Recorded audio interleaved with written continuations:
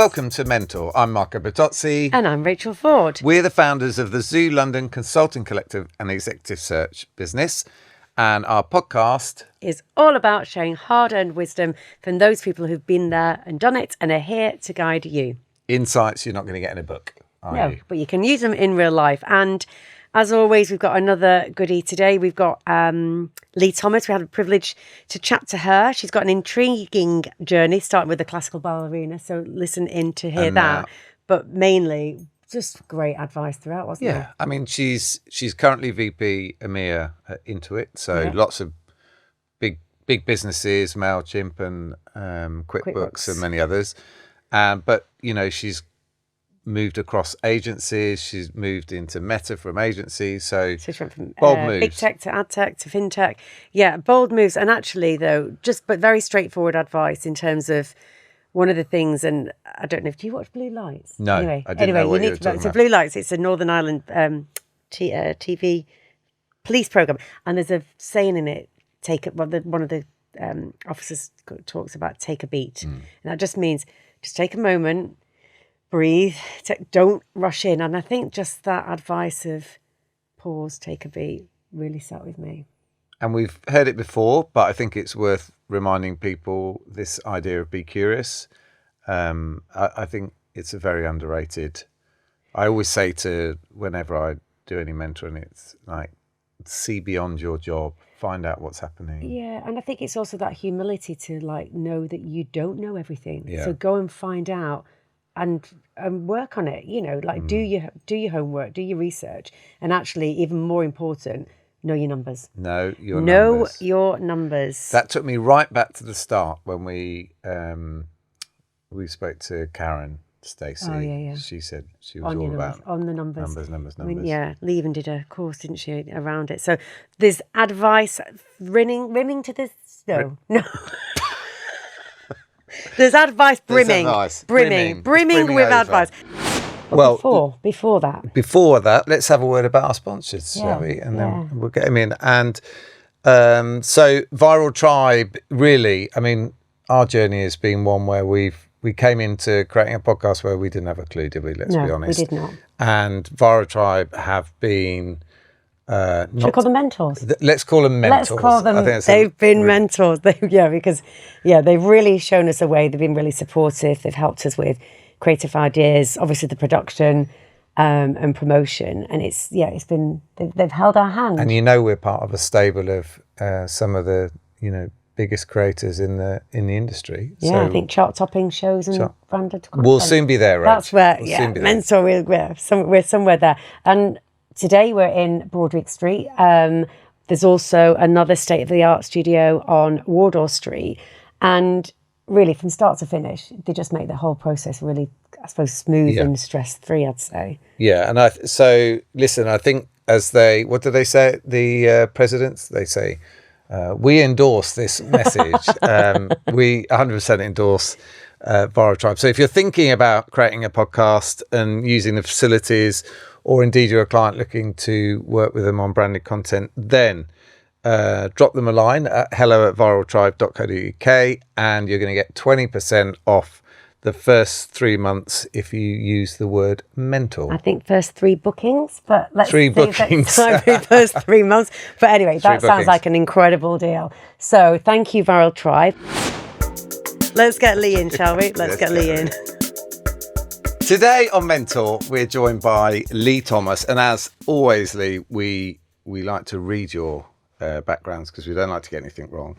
And so as a leader whose career bridges creativity, technology and transformation, Leigh is currently Vice President for Intuit across EMEA and Director of Intuit UK, official titles.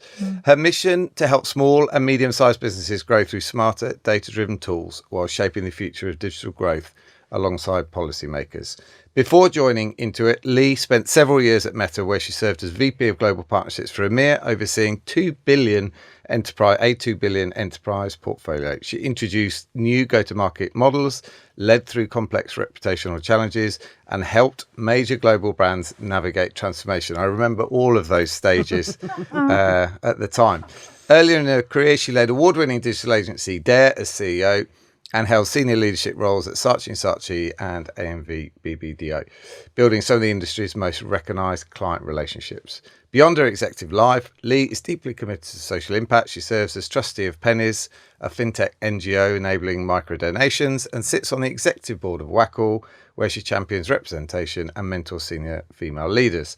Across her career, Leigh has built a reputation for driving innovation, nurturing talent, and bringing humanity, I think that is very fair to say, into the world of technology-driven marketing, a combination that makes her one of the most inspiring voices in our industry today.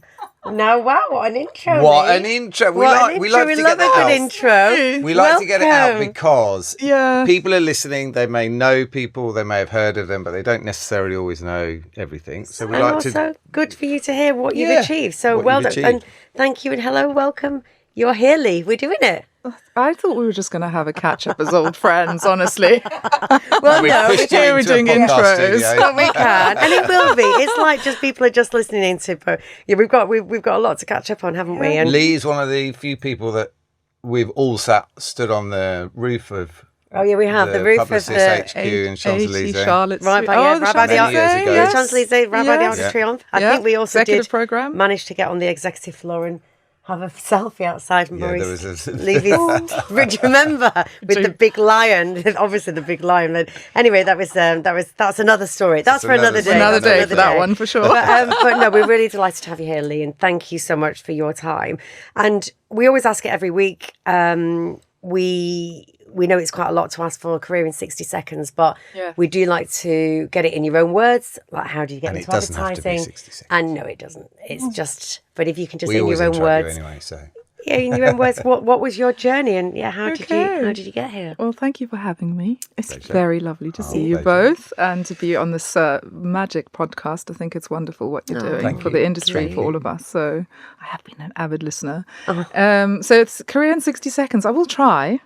I started off in Africa, a daughter of two entrepreneurs, much like yourselves. I was supposed to have a very straight career path, because if you're a child of entrepreneurs, they like you to go and study law and do sensible things. Instead, I unfortunately got into the finals of a very prestigious ballet competition when I was 16 called the Prix de Lausanne. So I competed in Lausanne and New York and got into the top 16 in the world, which meant wow. I had this sort of easy way into ballet company. My parents really had to fight with me for 2 years to get me to finish my academics, but I did actually go straight into the ballet company after school. And ballet was something you always wanted to do. Yeah. kind of, I mean, yeah. at 7 years old, I decided I was going to be a classical dancer, and I worked every day, weekends, all It's of so that. tough, isn't it? It's I mean, intense. yeah. It's an incredible career, though. And did you go to Mani Ballet? So, like, where was your inspiration for that? You just felt it inside you, or did you? This is definitely not going to be 60 seconds. If you've already got me talking. We always do it. This you is know, Okay, fascinating. no. I'll tell you what happened was when I was 5, I was diagnosed with something called femoral anteversion, so they had to break both my legs.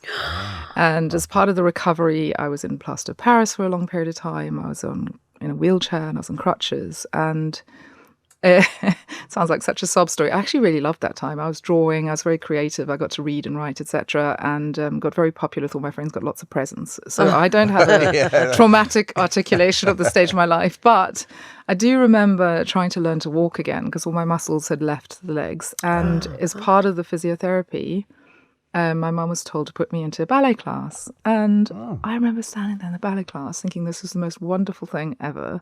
This beautiful music, this way of expressing yourself through music and dance, and the sheer freedom of recovering my physicality. So yes, I did do, go and watch lots of performances and saw some extraordinary dance. But I think that the real motivation was quite intrinsic, like the ability to move is just such an incredible... And that freedom, you said. Yeah, so I loved it from then. And I mean, I was barely walking and I told my mum I was going to be a dancer, which says a little bit about my grit. That is Yeah, ambitious. yeah, I was gonna say, ambitious. yeah. Explains We a like lot, ambitious actually. people on Yeah, this it podcast. explains a lot. And then, weirdly, the Prix de Lausanne was massive. I mean, it was a massive competition. Dancers from Royal France, everywhere, all the Americans come and compete. And I think because of my sheer naivety, I wasn't particularly nervous. And I went in and I competed and I did really well. So I obviously built up a fair amount of strength.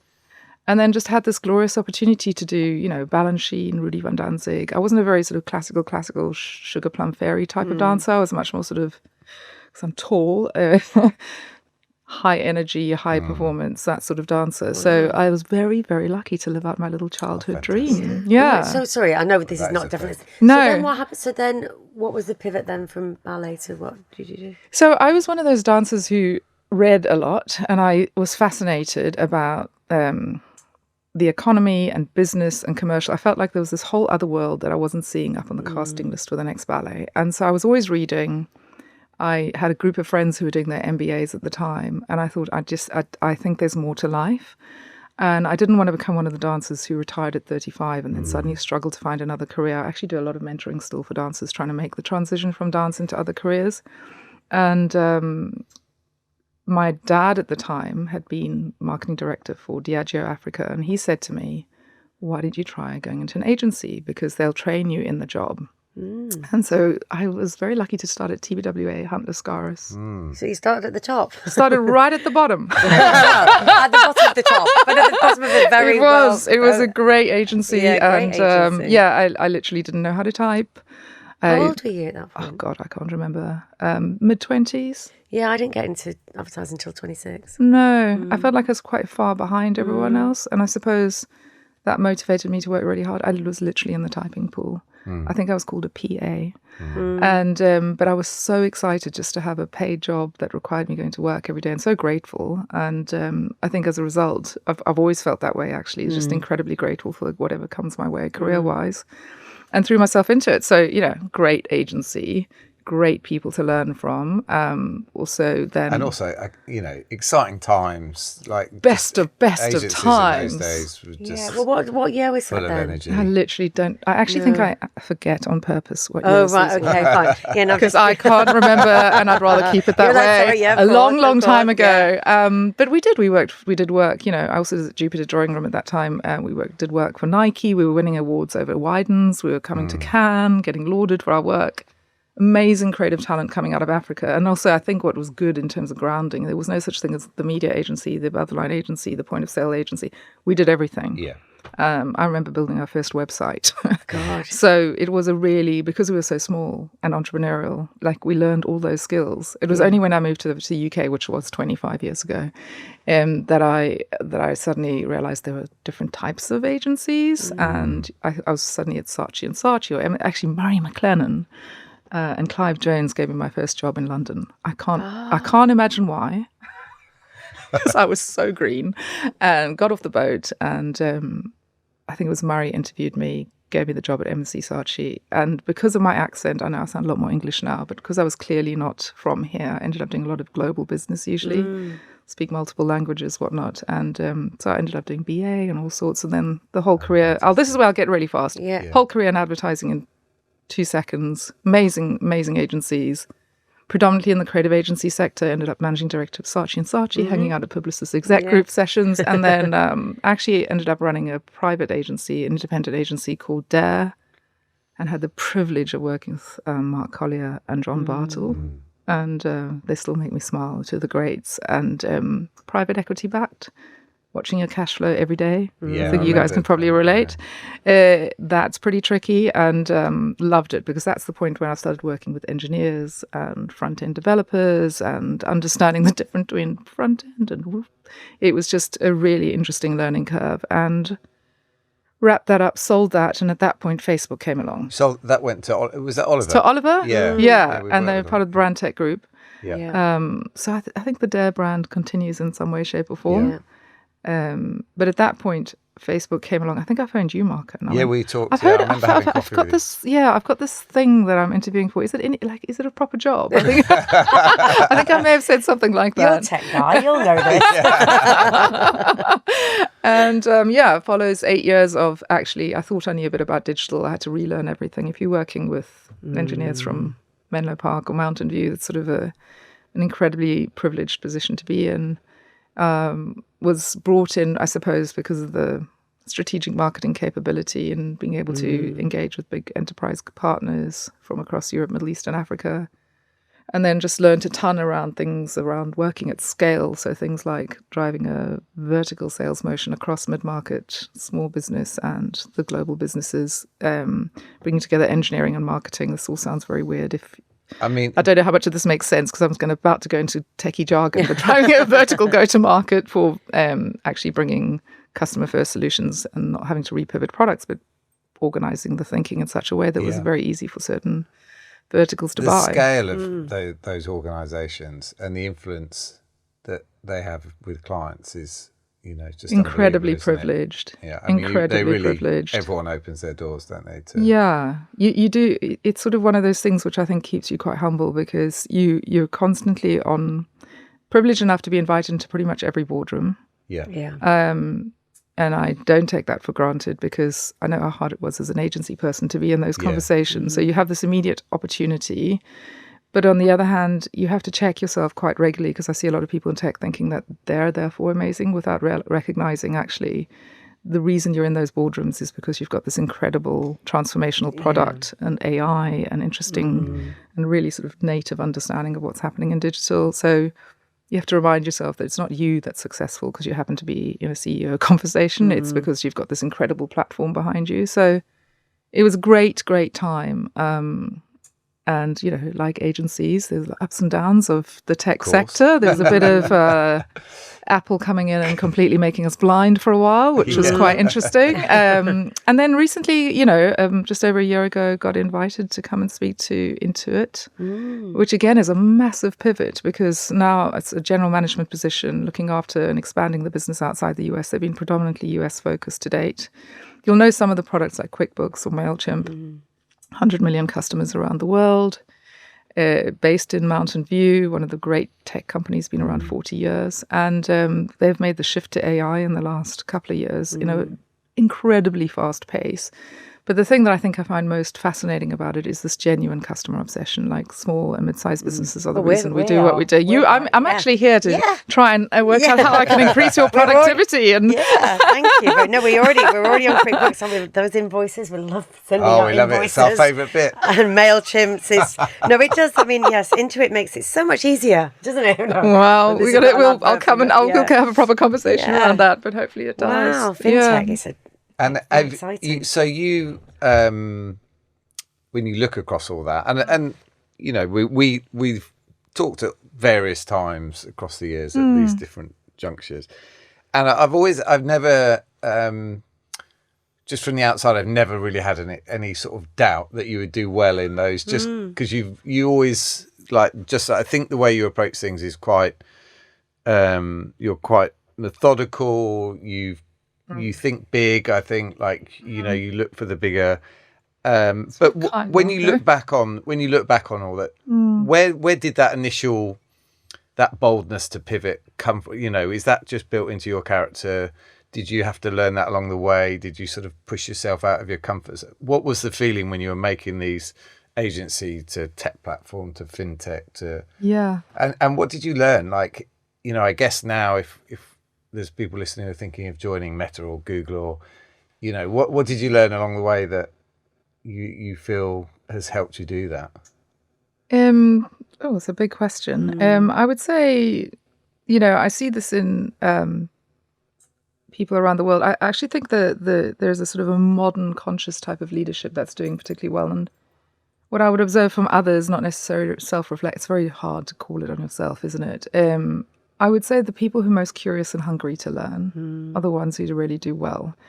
I remember, I think I was in the 6th week I was at Facebook at the time, going into a meeting with Mark, and we're a few sort of executives that just joined the business.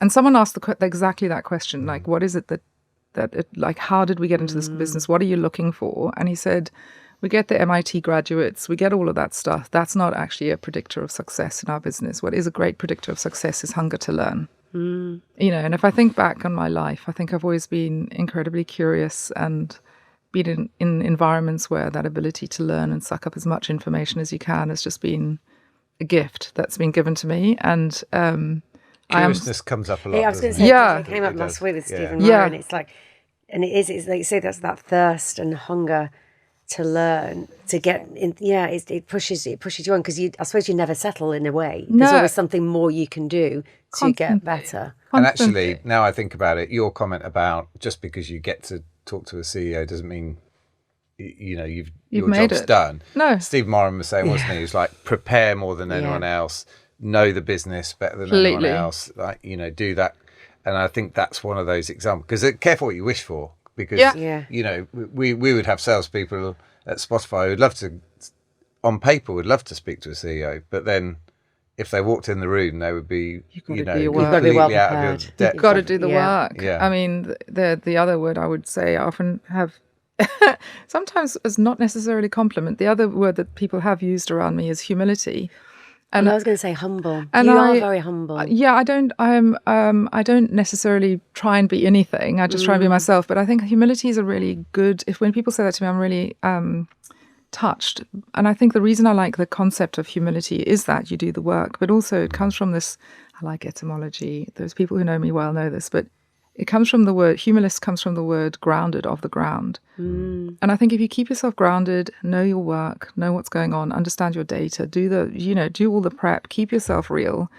I think the opportunity then to learn and listen and grow becomes disproportionately available to you. So I'm not trying to say I have a magic formula for what's happened in my life, but I've been very blessed to have been in the right place at the right time with the right people often. So there's a little bit of being on the right side of history, being in tech at a time when tech is really important. Some of that is, no one could have designed that. But then being in those situations and going, I am so privileged. How am I going to make the most of it is kind of what's kept me going. It still keeps me going. You can teach that or not? Like if teach there's humility. 25, can you teach someone to be humble, or they're either or? I think it's a bit like that. There's no I in team. It's like, you don't be like me, myself, and I. Like, look, we're just part of a bigger system, and it's about how you work together and collaborate. The other I was thinking about something else then around that actually, yes, serendipity does play a part. It's I'm a massive fan of it, but also you've got to be open to that. You've got to be. Yes.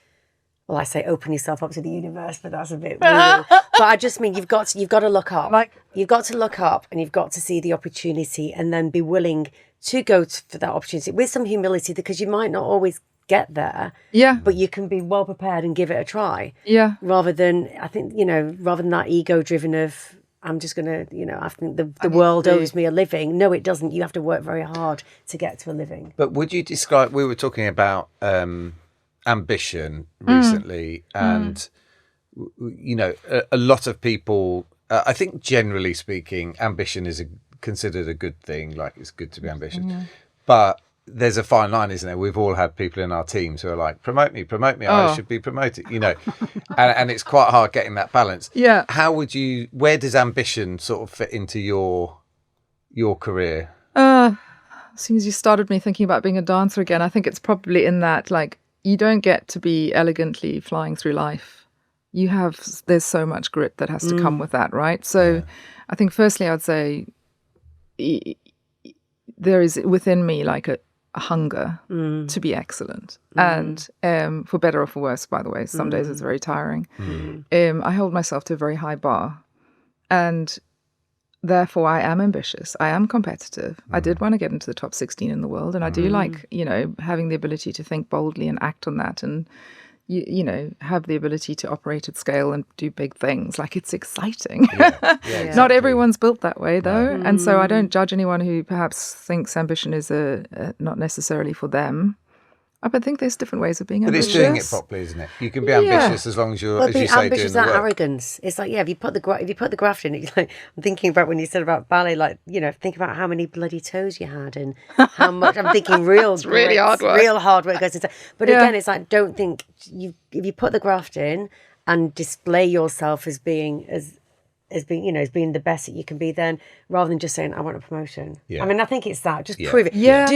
Don't say type of thing. Actions speak way more than words. I'm always a little bit, when people on my team come to me and say I want to be promoted, that's my goal, that's my ambition.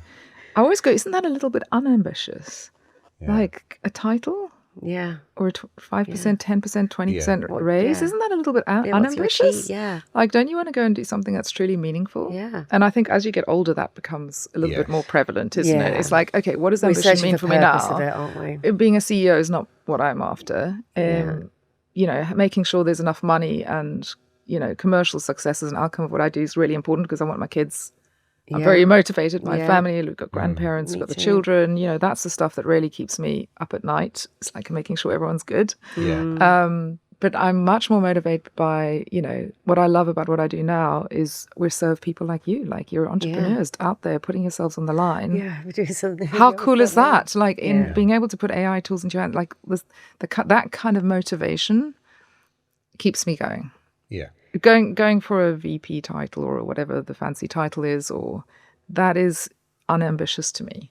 Like that is almost an outcome of doing good things. And this isn't a sort of fishing question, but fish away. I think that's why I'm here. Does it feel? Do you feel that now you're dealing with entrepreneurs and you're dealing with kind of real life, people's real lives and businesses? Does it feel more meaningful than some other stuff you've done before, or is it just different? Helping people like me and Marco, how does that feel? I do love that. I very much hope we are helping you. No, look, my parents were entrepreneurs.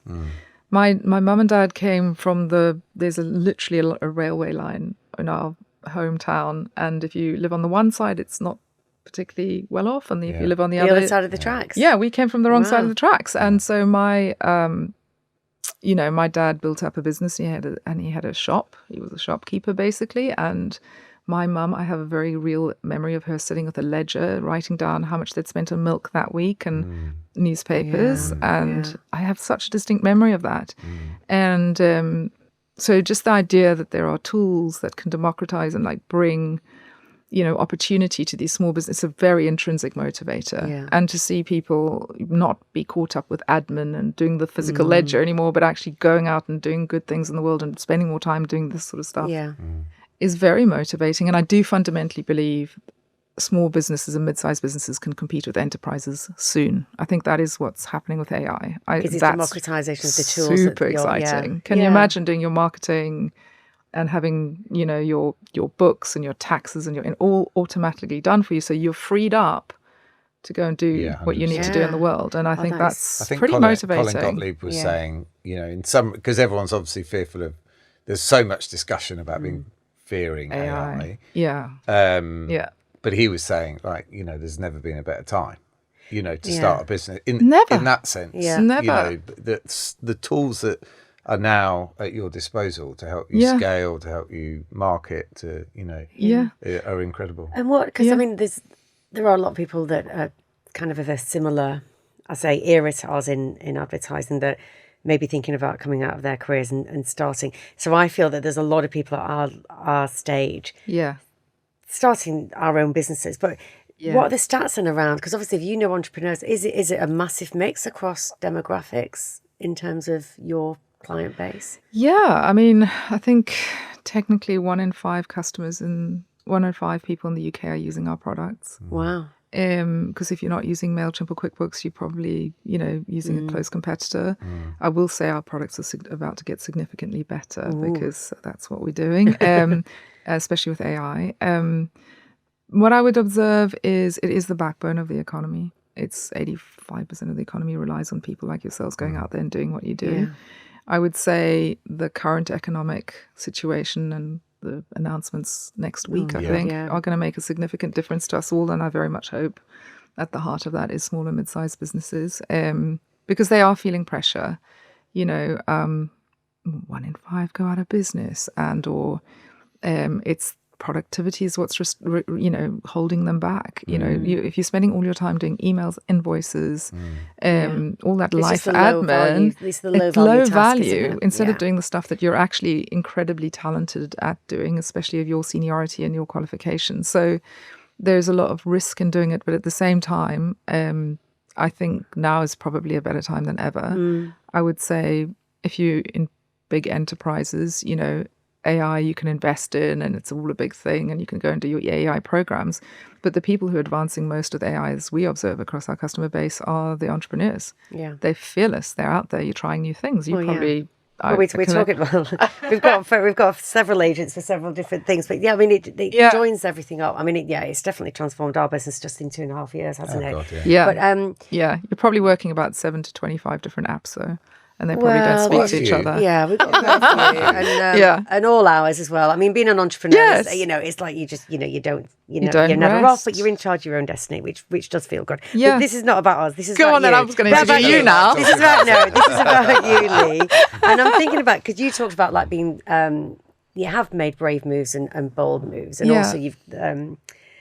You are very humble about how you've got those opportunities, been in the right place at the right time. But I suppose at those points of maybe those pivot points or just moments in your career, as we all call mentor, outside of obviously Marco you've mentioned, and John Bartle you've mentioned as a mentor.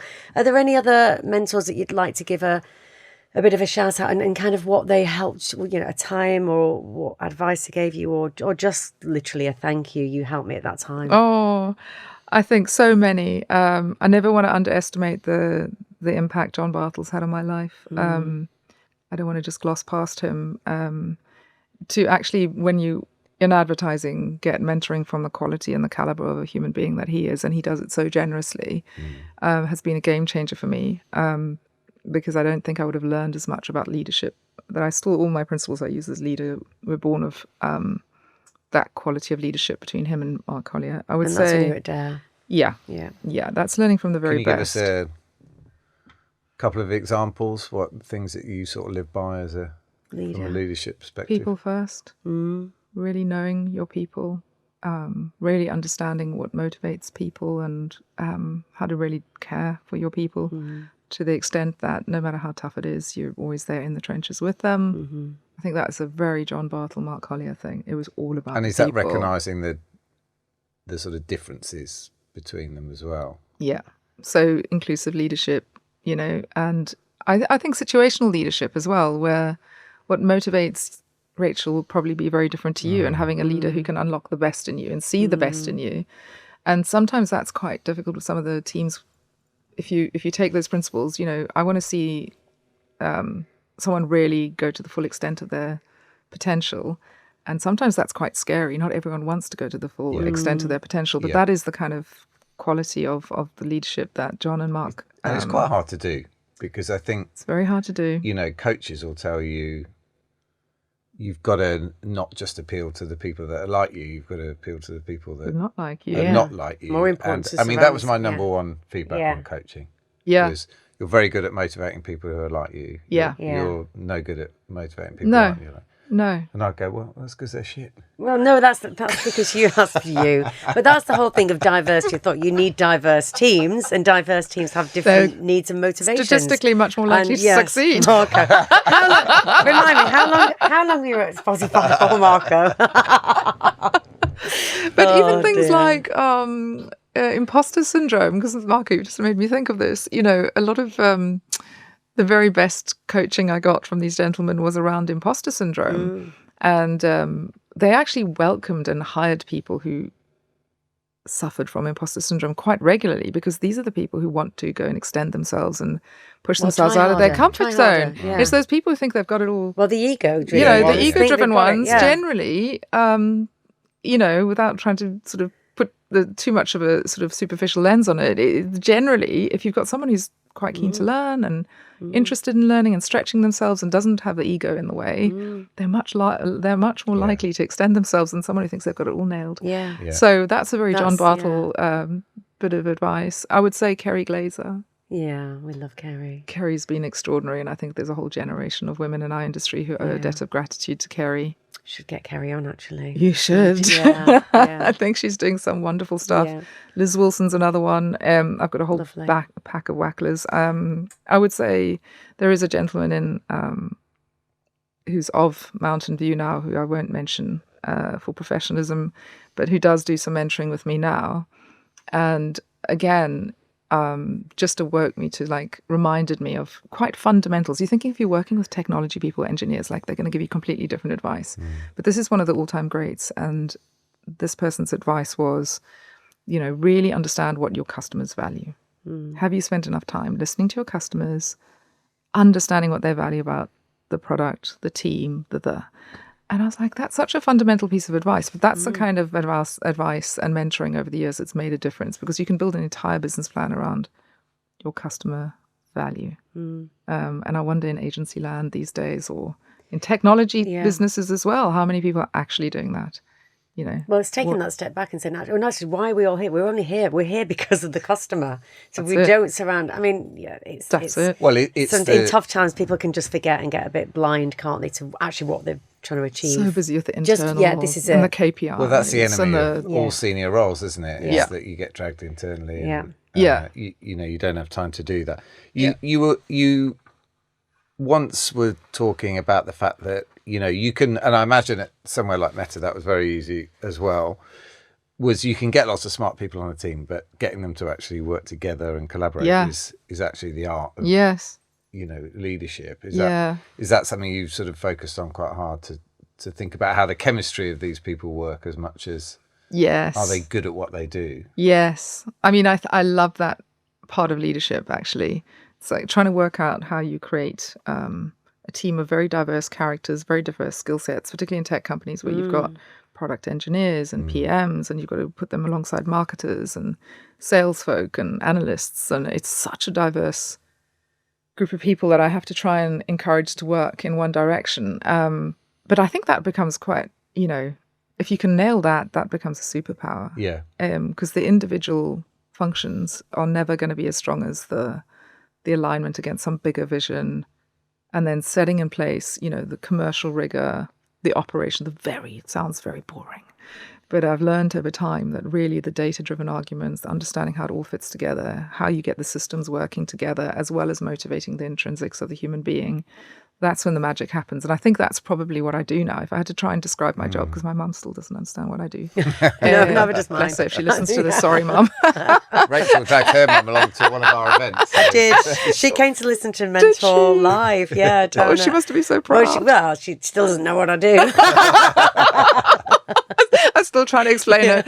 But if I wasn't thinking of my mum, it would probably be something like my job is to set a very clear, aligned vision to make that entirely the basis of what everybody's in line to go and deliver against. Yeah. That's probably the best explanation of what I do. Sorry, I didn't ask at the start. So in terms of your responsibilities there, what sort of teams have you got oversight? Like, who are you bringing together as a leadership team? It's classic big tech, isn't it? It's product partnerships, PM, product marketing itself, sales, small, mid-sized. Yeah. So do you have agency engagement?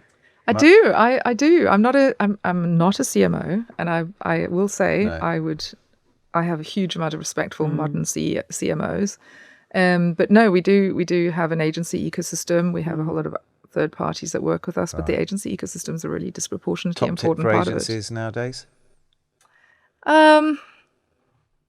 Don't be too hard on yourselves. Like, there's such a necessary and vital part that they play. And I work for a big American tech company, and we spend a lot on agencies. So we're probably one of the big corporates that, certainly in the US and increasingly outside of the US, we're taken seriously, right? So it's probably different than if you're an indie, but it is more difficult to get hold of these big corporates because you've got the universal JBPs and all that good stuff happening on. But I can't tell you how much you need a good agency and how important that is. You're trying to manage your fixed costs. You don't want to increase your fixed costs, so you have your outsource costs, and agencies bring in and are awash with the most extraordinary talent. And I hear all the narrative in the industry right now, and I will say, like, we cannot need an agent. Like, I can't tell you how important it is to have the right people sat at the table with us.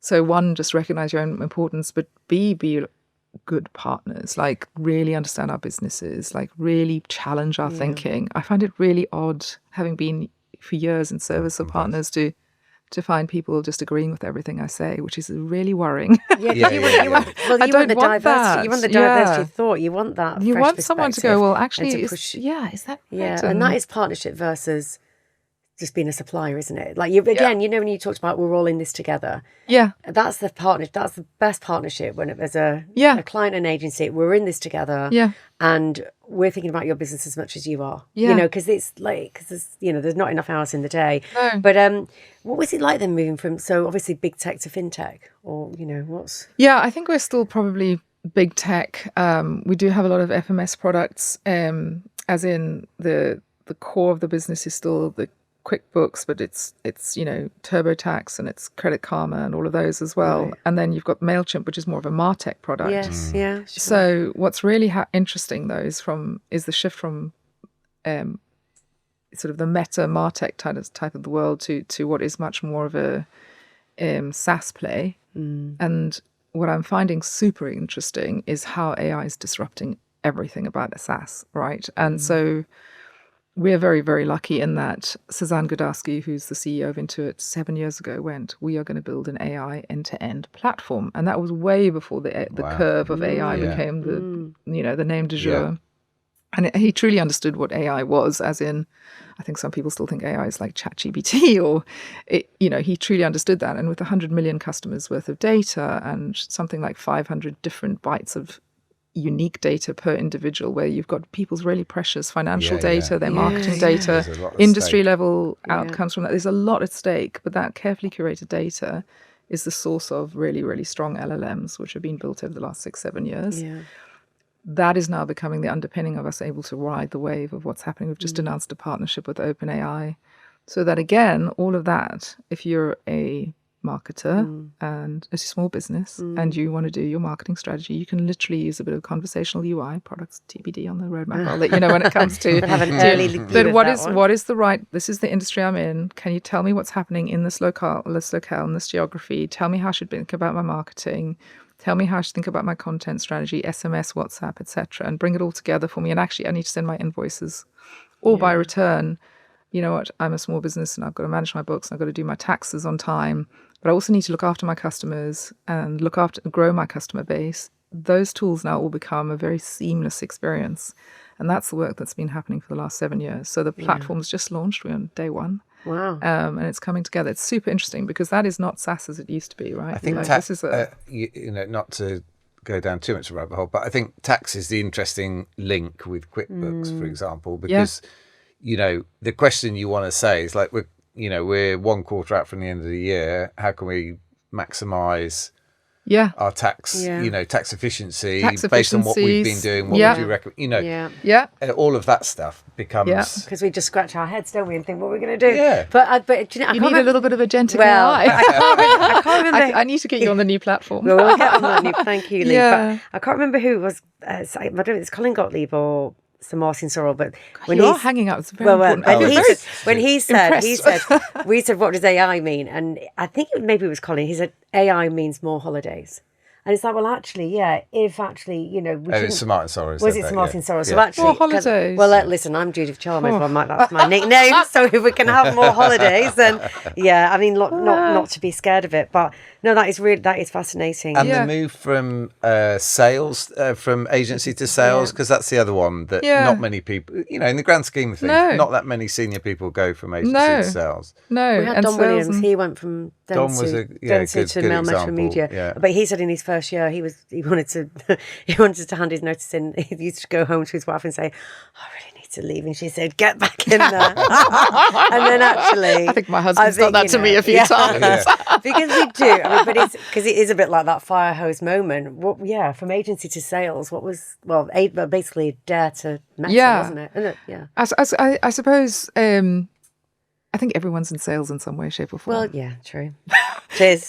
I remember my dad saying that to me when I was very young. If you can do sales, you can do anything. And it's, I would say agencies are excellent at sales. If you think about Saatchi training, right? Most of us have been trained through the old Saatchi system.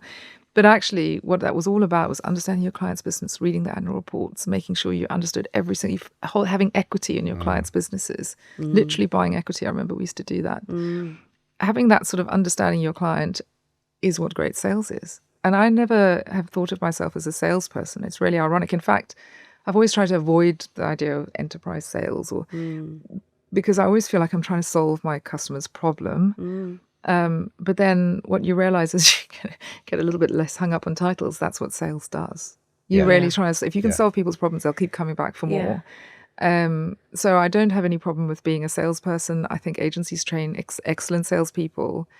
I wish they would incentivize salespeople to the extent that perhaps the platforms do, because and it is brutal. Like the week in, week out drills are full on, and you have to know your numbers, and you have to be out there, and you have to have the hustle. I'm quite lucky because I have a GM role, so it's teams Yeah. working with me. But Yeah, I have to be in the in the weeds with them in order to facilitate that. And I just think it's a very interesting job. I think in Meta it was particularly challenging because there were things like Cambridge Analytica or data problems or some other sort of there was always a crisis. Yes. So that was an interesting learning as to how to show up when actually no one wants to talk to you. Yeah. That's quite an interesting sales technique. Yeah. I think I can imagine that was an interesting time. It'd be like working And all your at X friends now, in I agencies imagine. not wanting to speak to you, because Yeah. that happened as well. Like there was definitely a bit of like, oh, you've gone onto the dark side from very dear friends. It's a shame because It is a shame. It is.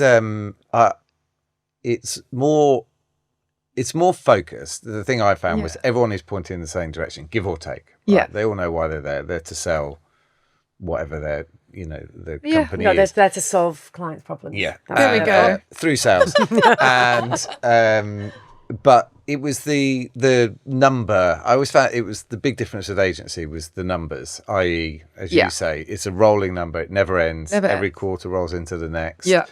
There's no respite from it. They're weekly. That was the big thing for me because the rest of it I found quite comfortable in a way because. I knew how agencies worked, and you just chatted to them and worked out what they were, But the numbers stuff, that was a different. I think you have to love numbers. Yes. Like that's the one piece of advice I wish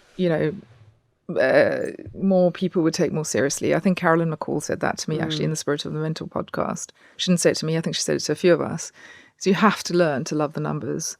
I was so worried about it. I went off and did an Oxford University course on financial management because I actually wanted to make sure that when I was showing up in front of a CFO, that I was credible. Yeah. And I have found that to be one of the fastest accelerants of your career as well. Yeah. If you're able to speak the language That's a tip. of... That's a big tip. Yeah. Never underestimate the power of how data and numbers and understanding of those shapes that come through the numbers can help inform better decisions, which makes you a better leader. And if your business is growing, then you can look after people better. But it all comes back to like really basics of making your finance director your best friend. Yeah. Understanding every single detail of that day in, day out number. And in SaaS, that's even more difficult. In fact, somebody asked me the other day if I felt good about the move to Intuit. And I will actually say it was probably the best career move I've made.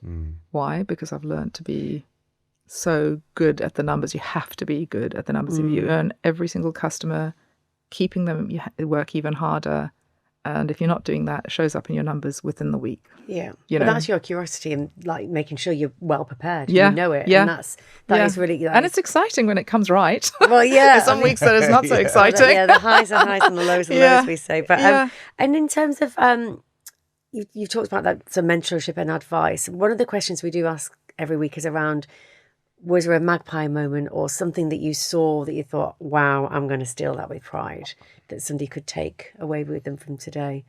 So it could have just been the leadership lessons that you learned, or was there something else where even a phrase, I mean, I love a phrase.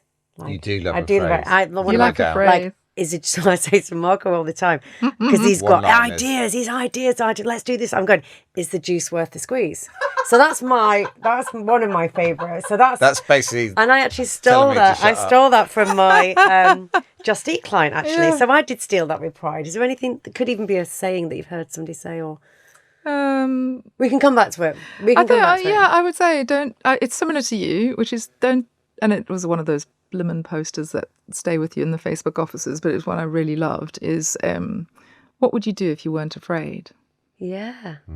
Yeah, and I find that very interesting because if you really ask yourself that question, you're like, oh, I'm being not very bold at all. Actually, we do another one from Facebook. We do this quite a lot. We move fast and we break things. Oh no, don't do that.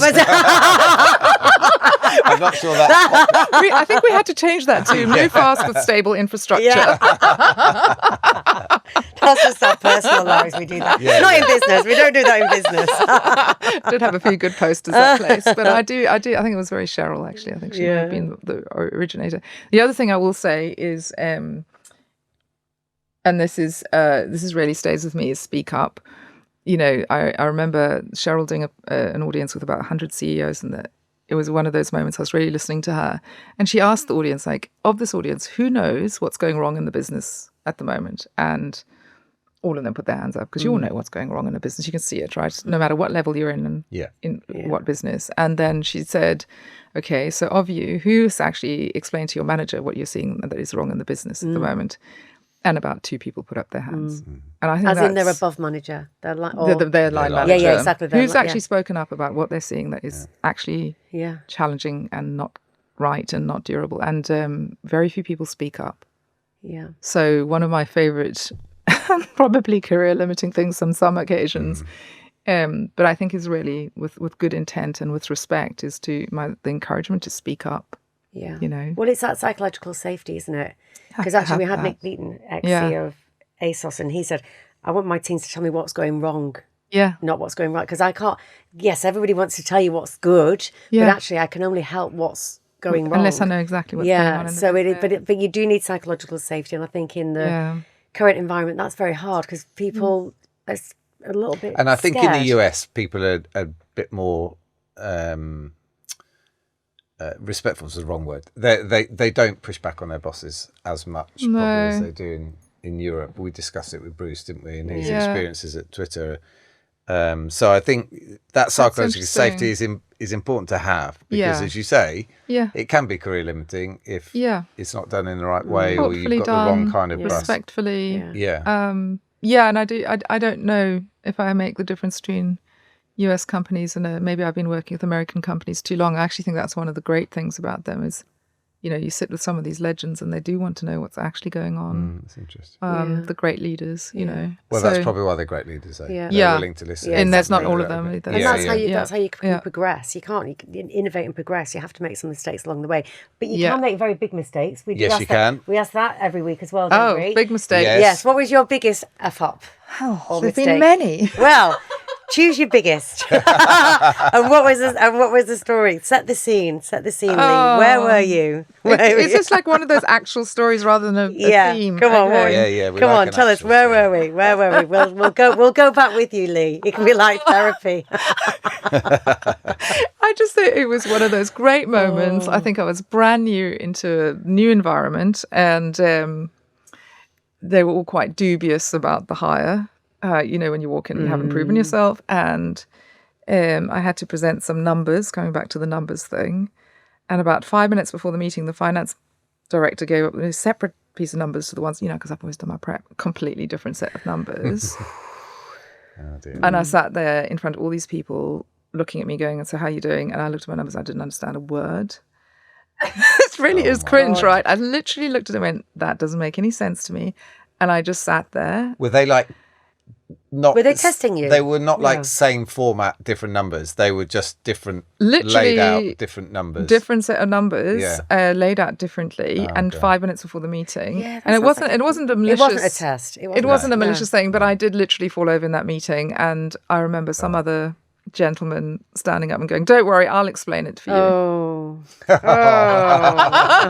a feminist, you know, all my feminist sensibilities, I was like, why did I just let that happen? But I actually literally died on my feet in my first meeting. What would you have done differently in having that moment again? Well, I think you get to the point in your life where you're able to speak up for yourself. Yeah. I would have said, I've just been given a set of numbers. They make no sense to me. Yeah. I'll come back to you in half an hour. Yeah. And I certainly wouldn't have let some gentleman come and talk over me. Yeah, but that sounds like a right setup to me. It feels like Jack. It was bad, wasn't it? I don't think it, because the thing is, you prepared for the meeting. I usually am perfectly. But oh my God, that's a good one. And again, similar to Nick Beaton, he presented. He did all his homework, presented all the numbers, but all his numbers were forecasting and where they were going to go to. And one of the people around the table said, "What are numbers today?" It was the CEO. It was the CEO, and like, what's this? And like, literally, he's going, okay, and what we're going to do at Christmas, and so literally in a retailer, because know it's like you got to know your business, stuff. you got to know your numbers. And he came out of that meeting going, I think it was like week for me. He's like, and he said to his boss, "I'm really sorry, I just messed up." He went, "No, that was a good meeting. Now you know you got this. It was just a lesson." Yeah, mine was just a failure. It wasn't a lesson at all.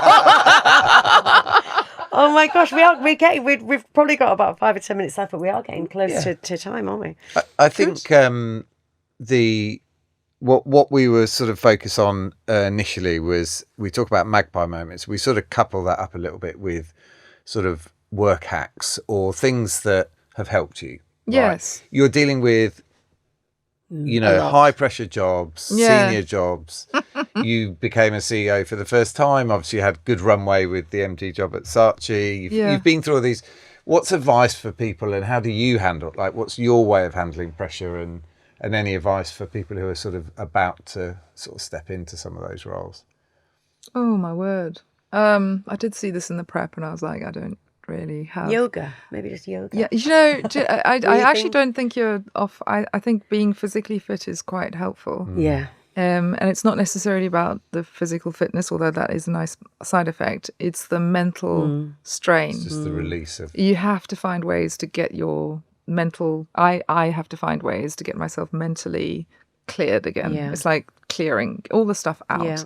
And that's either a run, or that is standing in the rain on a Saturday to watch my son play rugby, walking the dog. Those things become disproportionately important, and walking away from it all is super important for me. And I think within the same point, it is also sometimes just to take a beat. My current manager said to me there, why do you always say take a beat? Oh. And I'm like, take a beat before you do it. Just take a beat before you respond to the email. Take a beat before you jump onto the solution. Just take a beat and give it a moment's thought.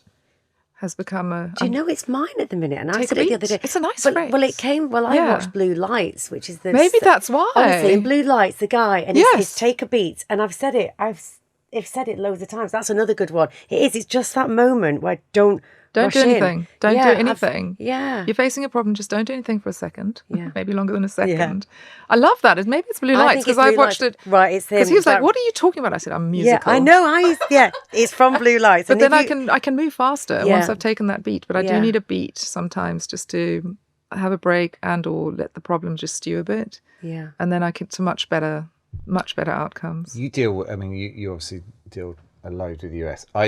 I used to get in the habit of always, any email I sent after about 6 p.m, I'd schedule send it for about 8:30 the next morning. Yeah. Because it would give me time Just to think of in it. case I was a bit annoyed or anything. Yeah. But it gave me a moment. Taking a Well, that's you to- taking a beat. to Yeah. That's you reread. That was taking a my beat. version of taking a beat. Yeah. Yeah. I think it is really good advice. And also, I remember Yeah. John O'Donnell, he's a triathlete, but he would use swimming to like work out, like go through his diary of the day. So he'd do like a morning swim. Nice. He'd use running for almost like creativity. He said, because you're so focused on the pain that you're in, suddenly like creative thoughts. It's like when people say they have creative thoughts in the shower, don't they? So we'd use running for creativity. And I cannot remember what he used to use cycling for, but then cycling for something else. I don't know. But it's just... Churn through a problem. Yes. Problem solving. Problem solving. Yeah. Walk away from it for a bit. Yeah. 100%. And actually just being present with the family. Like, I've got 2 kids. And, you can sit and go, have I sacrificed too much time away from them? It's that classic thing. But you never get over that. But I tell you, spending time, on the side of the sports field, or listening to my daughter talk about a book excitedly that she's shared with me. Like, these are the things that give me so much joy. Well, Everything else gets into things. perspective.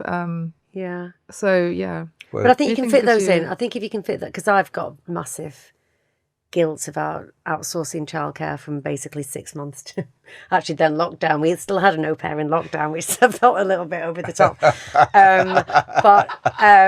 But it is those little things. So now I've dropped my daughter off at school, and she said, "Oh, thank you so much." And I say to her, I said, "It's my favourite part of the day." And then I remind myself of that Love Actually when when you used to drive her, and it was like my favourite part of the day. But I think it's those little moments, isn't it? And I think we can all feel guilt, and we've all got running around, but it's focus on the little things as much as the big things, isn't it? And just also got to give ourselves a break. My 2 daughters are certainly not harmed from me not being around. Doing fine. They seem very happy. I'm relieved that you're not around more. That's my kids. Yeah, that's mine as well. That's mine as well. I've walked round. I was thinking in the last place we lived in for 12 years, I used to walk the dog, same woods, give or take, big woods, but same woods. Yeah. And I reflected as we were leaving that place. I was thinking the amount of sort of stress and problems and things that I've churned through while I've walked around these woods and ultimately come out the other side and solved in some shape or form, you know, is, you know, it just struck me on like how important that kind of just, be out. I'm with you, dogs and walking. And I think we'll probably, it's a shame. We really are probably, finally. I suppose there is so much change in the industry right now. And we know a lot of people, but, you know, from agency or tech, I suppose, or fintech. So the advice to people, because obviously you've got a lot of advice to share. I suppose a bit around change and how you respond on, you can't control everything. Things change. How do you, what advice would you give them, or what helped you navigate your change through your career? Yeah. I do empathize because there's just a ton of change and it's happening at such an accelerated rate. And everyone. All the businesses. Yeah. Everyone. We had, I think, the CEO of Claude speak with us recently, and he said he feels like his life is going past in fast forward movie at the moment. It's so fast. So I think the way to deal with it is just focus on the controllables without sounding incredibly trite. You know, you can't fix or adjust and I also don't believe in crystal balls. All these people say they know exactly what's going to happen. I'm not sure about the holiday point. Oh, right. I'm not sure about the holiday point. I know we all want to believe that. I don't believe in crystal balls because it's moving so fast and I don't think anyone knows exactly what's coming next. So what is it that you can control? You can be curious, you can learn, you can, you know, do work that's meaningful to you. And, you know, the only other piece of advice I would suggest is not to fight the tidal wave, but to ride it. You know, I mentor a lot of, I want to say younger people. Yes, it is predominantly younger people and myself. And I always say, look at the P&L, look at the businesses who are growing. Now, put your bets on there. Don't be putting your bets and putting your chips on businesses who are ignoring the tidal wave and or trying to swim against it. Be working with the people who are into it. Oh, I just said that. Into it. I'll tell you what, your PR people are going to love you for that. I think we're going to have to end on that. Please don't end on that. Oh, no, let's do it because your PR people will be very, very happy. But Leigh, wow, that was, you know what? Thank you so much. Fun. It's so lovely chatting to you. It's a pleasure. It's so nice to see you. Thank you very much. Thank you. Of course.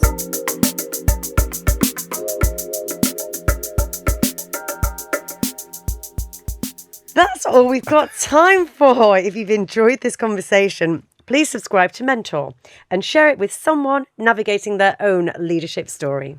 But more importantly, if you need a little bit of advice in your own business, then be sure to come to TheZoo.London.